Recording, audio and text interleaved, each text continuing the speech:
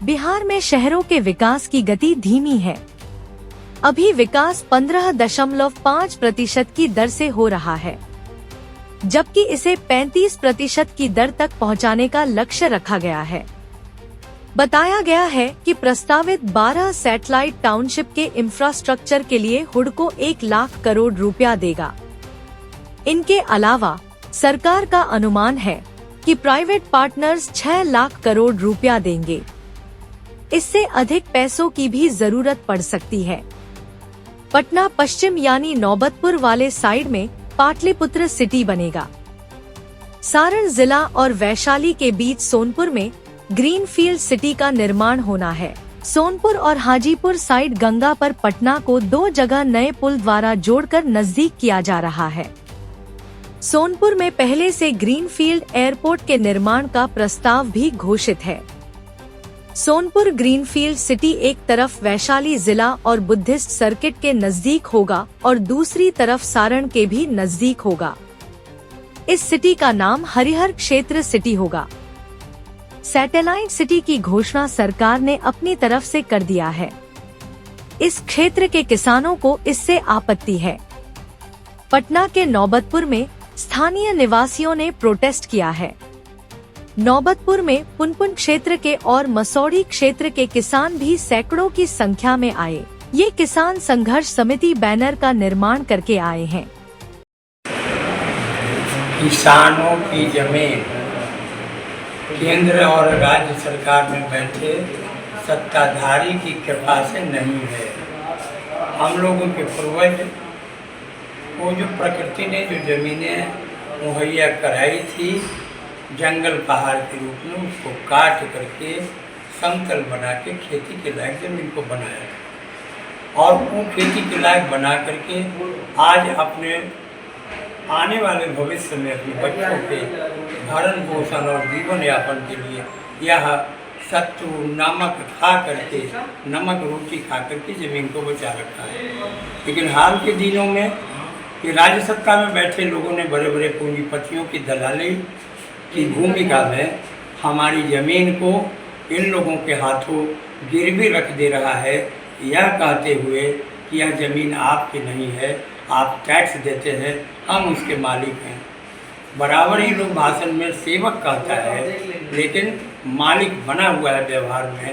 इसीलिए ज़रूरत है राज्य सत्ता में बैठे लोगों को हर ताकत का इस्तेमाल करके इसको न केवल राज्य सत्ता से बाहर करना, बल्कि इसकी जो गलत भूमिका है उसको सही रास्ता दिखाना। बिहार सरकार ने नए सैटेलाइट सिटी में विश्व स्तर की सुविधा पीने का पानी, सीवरेज सिस्टम, बिजली और सड़कों के निर्माण की घोषणा की है। नए सैटेलाइट सिटी में कुछ हरा भरा इलाका यानी ग्रीनरी, स्वास्थ्य, शिक्षा और कॉमर्शियल क्षेत्र भी विकसित रहेंगे। सिटी में आवास का निर्माण भी कराया जाएगा। सरकार हर एक भूस्वामी से 45% जमीन लेगी। किसान संघर्ष समिति ने सबसे पहले आपत्ति की है कि जमीन का इतना बड़ा हिस्सा लेकर सरकार सिटी का निर्माण कर रही है। इसके लिए इस जमीन के मालिक तैयार नहीं है। भूस्वामी किसानों ने सवाल उठाया है कि सरकार अपने निर्धारित सर्किल रेट से मुआवजा तय करती है, बल्कि किसान अभी के बाजार मूल्य को आधार बना करके वादा के अनुसार 4 गुना मुआवजा की मांग कर रहे हैं। जब तक इस इलाके का विकास होगा और किसान अपनी संपत्ति के हिस्से को इस्तेमाल कर सकेगा, तब तक वार्षिक जीविकोपार्जन की राशि भी किसानों को देनी होगी। चंद्रबाबू नायडू की सरकार अमरावती में नई राजधानी का निर्माण कर रही है। वहां किसानों को वार्षिक जीविकोपार्जन भत्ता दिया जा रहा है, जबकि तय कर दिया गया है कि टाउनशिप के कॉमर्शियल स्थान के किराए का हिस्सा भी मालिक किसानों को दिया जाएगा। नौबतपुर में शुक्रवार को धरना देते हुए किसानों ने विकसित इलाके में हिस्से की भी मांग की। सीतामढ़ी में भी गत महीने किसानों ने प्रस्तावित सैटेलाइट सिटी पर शंका करते हुए विरोध किया है। बहुत ही बड़ा प्रदर्शन किया था। सभी इलाके के किसान खुद खड़ा हो रहे हैं और एक इलाके के नेतृत्व का दूसरे इलाके के नेतृत्व से संपर्क भी बन रहा है। नौबतपुर प्रोटेस्ट में सैकड़ों की संख्या में किसान उपस्थित हुए थे। छपरा के पूरब साइड में भी सारण नाम से सैटेलाइट सिटी बन रहा है। मुजफ्फरपुर में तिरहुत नाम से और दरभंगा के पास मिथिला नाम से सैटेलाइट सिटी का प्रस्ताव है। इसी तरह सीतामढ़ी के पास जानकी नाम से सैटेलाइट सिटी बन रहा है।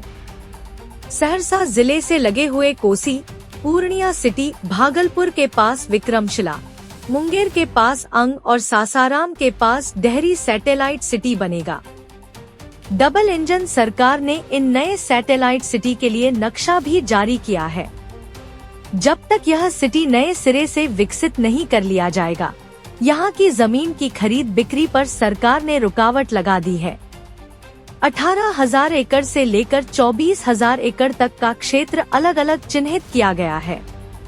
कुल 3 लाख एकड़ जमीन पर सैटेलाइट सिटी का प्लान है। यह अब तक घोषित जमीन के कुल योग का 2 गुना है। इस तरह यह भी संदिग्ध मसला बना हुआ है। Housing and urban development corporation limited हुडको बिहार के 12 ग्रीनफील्ड सिटी के निर्माण के लिए 1 लाख करोड़ रुपए का कर्ज देगा। सरकार ने अपनी तरफ से किसानों के आमदनी को नियमित रखने और बेहतर मुआवजा को मनमर्जी का विषय बनाया है। यही वजह है कि जहां एक तरफ सरकार सैटेलाइट सिटी बनाने और भारी निवेश करने पर जोर रखेगी, वहीं इसके विपरीत किसानों का जोर अच्छे पुनर्वास नीति पर रहेगा। पुनर्वास नीति के लिए किसान आंदोलन के लोगों को और सरकार के प्रतिनिधियों को आंध्र प्रदेश, तेलंगाना के अनुभव को महत्व भी देना होगा। हुडको भारत सरकार के नियंत्रण में बना हाउसिंग कॉरपोरेशन है। बिहार के नगर विकास और आवास के प्रधान सचिव विनय कुमार तथा हुडको के अध्यक्ष संजय कुमार कुलश्रेष्ठ ने इस समझौता पर शुक्रवार को ही दस्तखत कर दिया है।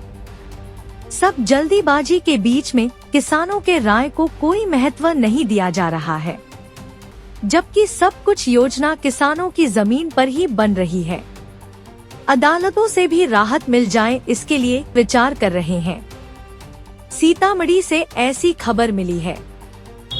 बिहार सरकार के द्वारा बिहार में नई टाउनशिप के नाम पे 12 जिला में टाउनशिप बनाने के नाम पर जो घोषणा किया है, उससे सूबे के जो किसान हैं यहाँ का, वो बड़े पैमाने पर उसका विरोध कर रहा है। लेकिन जो सीतामढ़ी जिला है, वो सीतामढ़ी एक छोटा जिला है और एक तो कस्बा, पहले तो एक कस्बा था, अब एक जिला का रूप लिया है। और आज तक इस जिला में इंडस्ट्री के नाम पर, विकास के नाम पर, कोई उद्योग के नाम पर एक रीगा चीनी मिल को छोड़ करके, वो भी मरनासन की स्थिति में था, 5 साल मरनासन में था, जो इस बार चालू किया है, उसको छोड़ करके दूसरा कोई उद्योग नहीं है। और इस सरकार के द्वारा तुगलकी फरमान जारी करके जबरन इस जिला को टाउनशिप के नाम पर पहले 32 गांव को इन्होंने चिन्हित किया, उसके बाद फिर 45 गांव चला आया, फिर 45 दूसरा नोटिफिकेशन में 45 गांव ले लिया, और पिछले 26/6 को एक तीसरा नोटिफिकेशन इन्होंने जारी किया, उसमें 98 रेवेन्यू विलेज को इन्होंने चिन्हित करके टाउनशिप में लिया है।